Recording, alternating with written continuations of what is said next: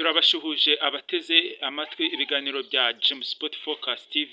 Aya ni amakuru agezweho y'imikino utasanga ahandi usibye kuri channel yacu James Sport Focus TV. Turabaramukije rero aho muri hose, igitondo cyiza ku bantu bakunda amakuru yacu y'imikino. Amakuru yacu y'imikino rero nk'ibisanzwe, reka bajya bavuga ngo ijya kurisha ihera ku rugo. Reka tubabwire ibiramutse biba kuri kino gitondo cy'ukwezi kwa mbere, 28 z'ukwezi kwa mbere, tariki ya mbere 2026. Gira ngo ni ibintu biri kuvugwa cyane. Igikombe cy'intwari kiraza gukomeza cyane. Ikipe ya APR iraza kwisobanura imbere y'ikipe ya ASD Kigali, naho ni match itari bube yoroshye cyane. Ikipe ya APR dutegereje uko iri bwitware, niba APR koko igifite gahunda yo guhangamura ikipe zo mu Rwanda no gukomeza kwitwara neza. Ngira ngo ni match itari buze kuba yoroshye, rero irabera kuri Kigali Pele Stadium. Indi match ya kabiri iri bube iraba itoroshye cyane, izaba ku munsi wo kuwa kane, izahuza ikipe ya Rayon Sport.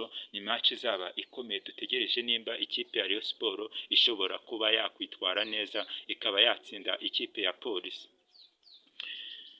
Bakunzi b'amakuru ya siporo rero agezweho, reka tuyakomereze muri UEFA Champions League. Irushanwa rya UEFA Champions League riraza kuba rikomeza cyane. 1/8 kiraza kuba gisozwa, amakipe akina barage andi akomeza kuba yabona amanota ayahesha kuba yaza mu makipe 8 ya mbere meza muri UEFA Champions League, andi akine barage. Uyu mugoroba rero UEFA Champions League iraza gukomeza isaa yine za nijoro kuri uno wa gatatu. Ni match zitari bube zoroshye cyane, aho turareba uko amakipe ari bwitware cyane. Bibutse bakunze bacu ntimuze gucikwa rwose, UEFA Champions League yagarutse, biraba bishyushye cyane. Amakipe ari bukine kuri uno mugoroba rero isaa yine zuzuye.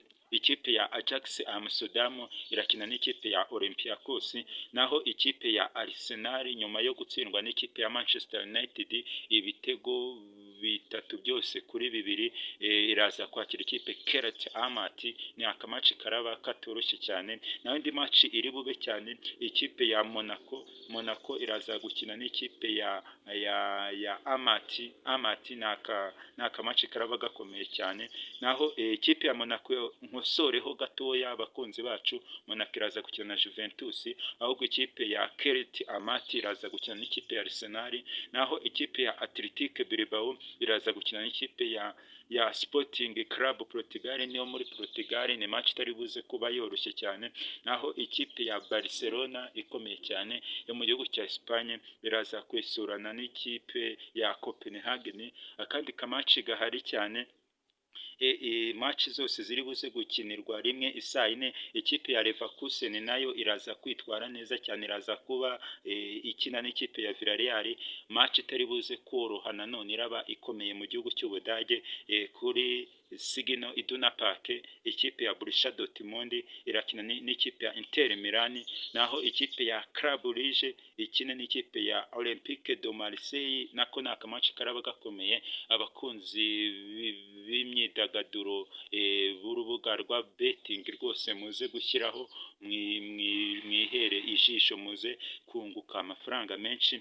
Naho ikipe ya Eintracht Frankfurt kuri iyo saha iraza kwakira ikipe ya Tottenham Hotspur.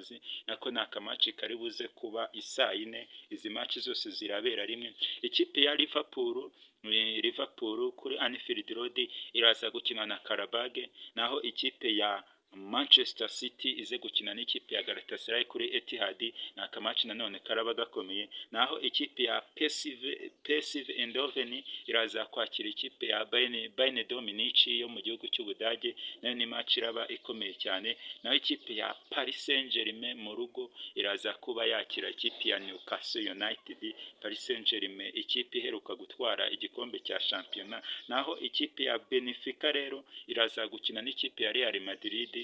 Real Madrid rwose imeze neza muri no weekend yaje kuba itsinda ibitego 2-0, naho match iri buze gusoza ni ikipe ya Chelsea the Blues iraba yasuye ikipe ya Napoli. Chelsea nubwo yari yitwaye neza mu rugo iza gutsinda ku kiraro ibitego, iza gutsinda ikipe ya Crystal Palace ibitego 3-1.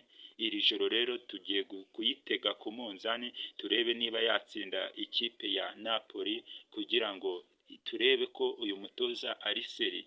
Bakunzi b'amakuru rero ya siporo agezweho, reka tuyasoreza aha, tuzagenda tubabwira ibiri kuba cyane uko izi match zagenze ku munsi wo kuwa kane. Mbere na mbere rero no gukora subscribe, ugakora like, ugatera comment kugira ngo ibiganiro byacu utazajya ubicikwa. Yemwe muri kumva rero DJ MC aka Santos Cliff. Ciao ciao.